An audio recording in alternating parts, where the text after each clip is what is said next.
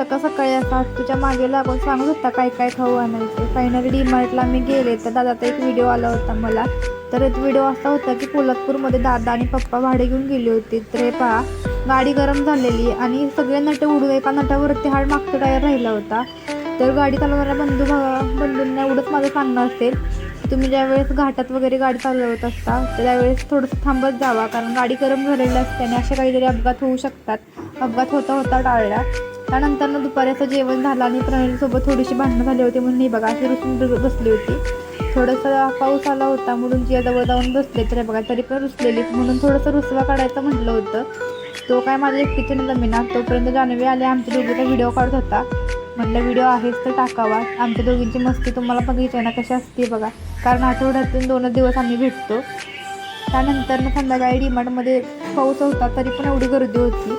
Finally घराकडे सुटण्याचा आनंद हा असं असतो बरं का.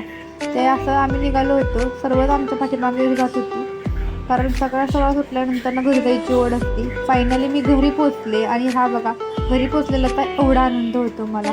घरी गेल्यानंतर ना पहिला आतून बॅगेत सांगितलेल्या वस्तू आणल्यात की नाही हे चेक करणं रुद्राचं काम होतं.